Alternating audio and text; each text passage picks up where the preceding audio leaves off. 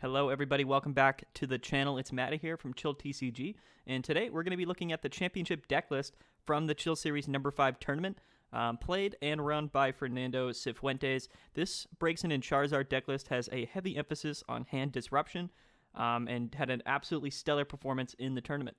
So, I hope you guys enjoyed the video, and let's get right into it.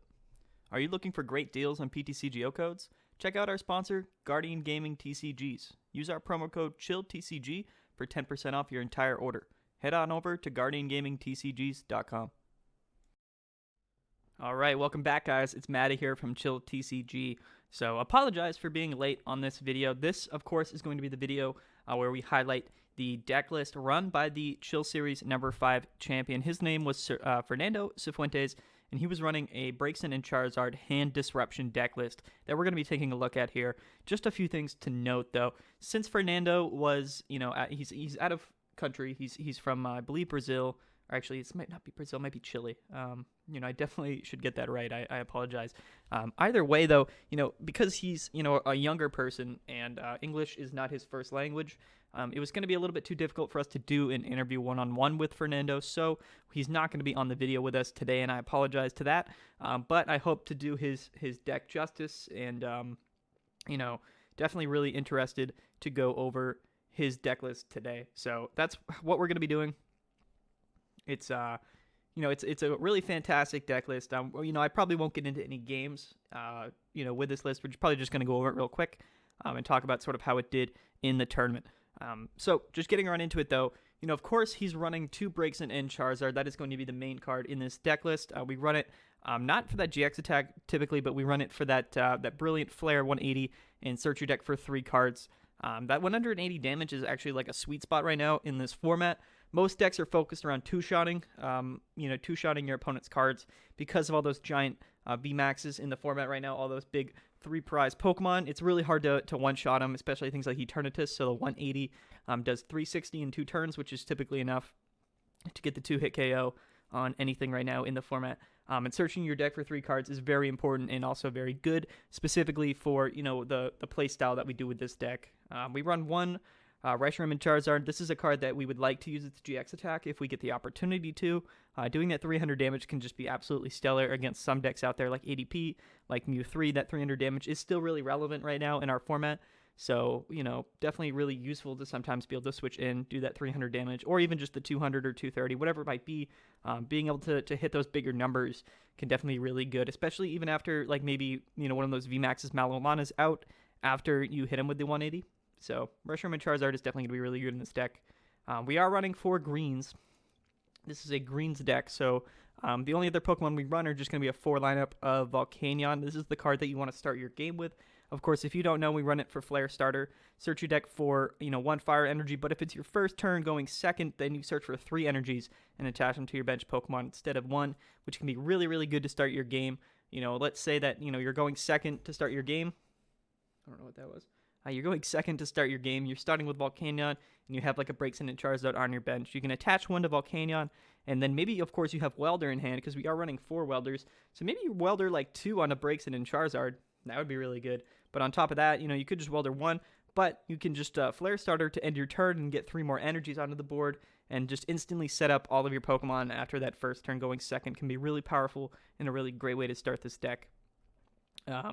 In terms of like Pokemon search, we're really only running 2 Quick Balls, and we run 3 Tag Calls. We run the 3 Tag Calls because, of course, we are running 1 Mallow Lana, and we're running 1 Cynthia and Caitlin, so Tag Call can be really good on top of the 3 Tag Team Pokemon that we're running to find those cards. And then Quick Ball just sort of as like a backup if you need to find any of the Pokemon that you have in this deck. Of course, they're all basics.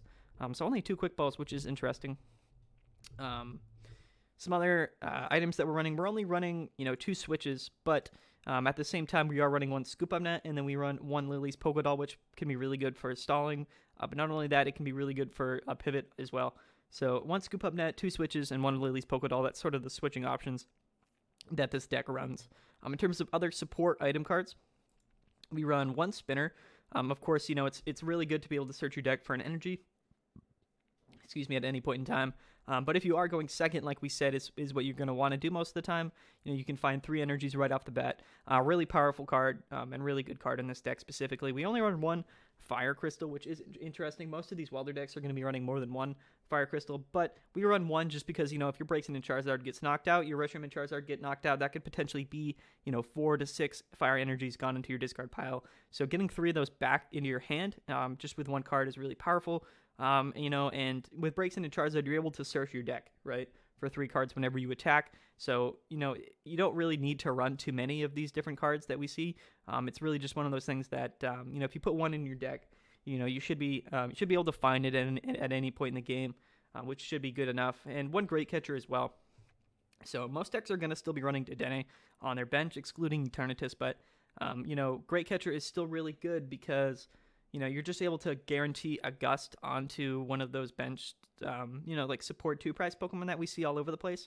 Or even like an ADP or anything like that, any tag team that you might be going against. Great Catcher is going to work just fine, and, it's a guaranteed Gust, and you can search it out at any point with Braixen and Charizard after you attack. So one of those is definitely really good in this deck. We run 4 Pokégear. 4 Pokégear is definitely really interesting, but it's also a really, really good card.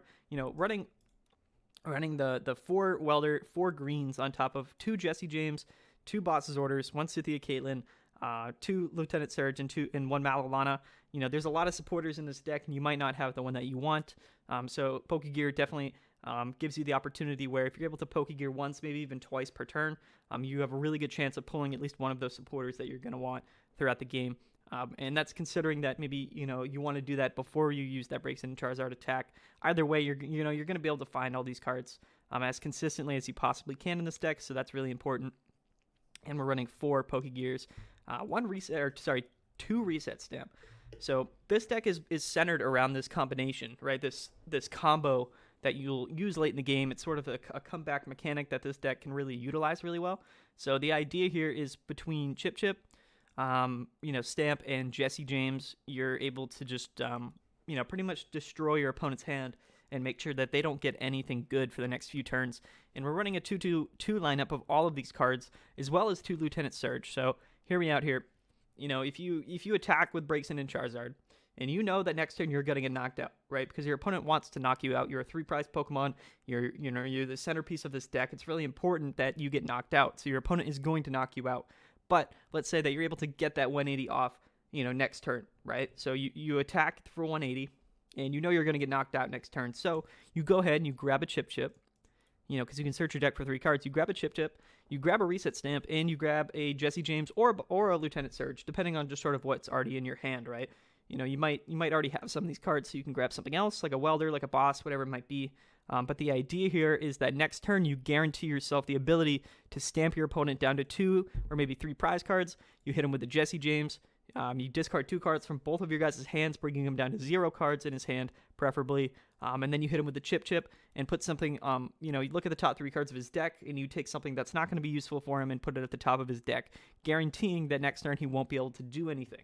This is a really important, facet of this deck. This is sort of the main idea with this deck, and can really, give this deck a whole lot of comeback potential. And you're running 2 of all those cards, so you can do it twice in a row late in the game, which can definitely buy yourself enough time to get some consistent damage off. Maybe set up a Reshiram and Charizard, and just get one of those KOs late in the game for 2 or 3 prizes, whatever you might need to get the win.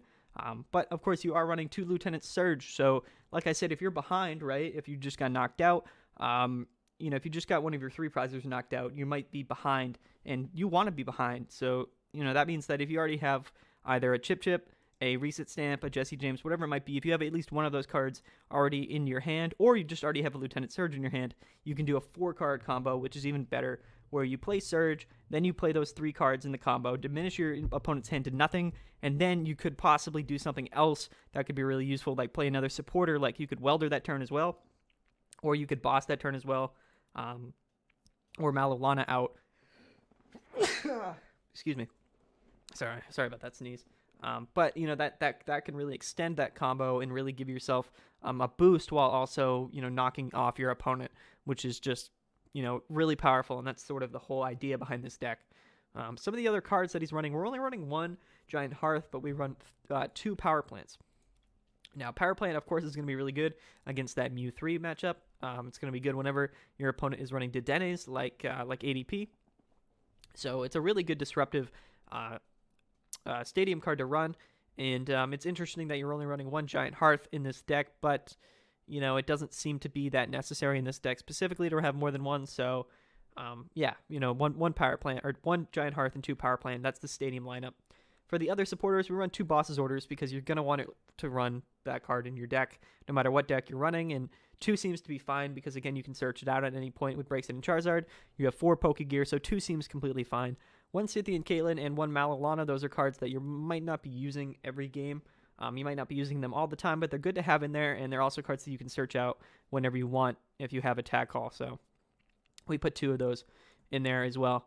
4 Welder, 4 greens, because of course this is a green deck. So if you don't have Welder, you're going to want to play greens, right? Those are like the 2 supporters that you are going to consistently have to play throughout your game with this deck, and they're both going to be really useful. And then we have 2 Jesse James and 2 Surge that go along with that combo, like we said before.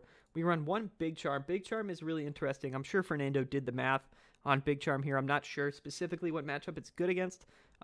Having 270 HP, I suppose it can be really good in that, it can be good in that Eternatus matchup. Since it's hitting for 270, it kind of brings you out of range. But at 300 HP, you're still in range of Santa Scorch pretty easily. You're still in range of Mew 3 and other Reshiram and Charizards pretty easily. So, interesting inclusion having 1 Big Charm, but I'm sure Fernando knew what he was doing when he put it into the deck. And I have full faith that it definitely helped him out. In terms of the energy, though, he's actually running, 4 Heat Fire energies, which actually makes more sense probably when paired with Big Charm. Can really bring you above 300 pretty consistently. Running 4 of those and 9 Fire energies. Of course, you're probably going to want to manually attach these Heat Fires as many turns as you can consistently while, using the normal Fire energies, along with the Giant Hearth and the Welders and things like that. So, of course, and the Volcanions, right?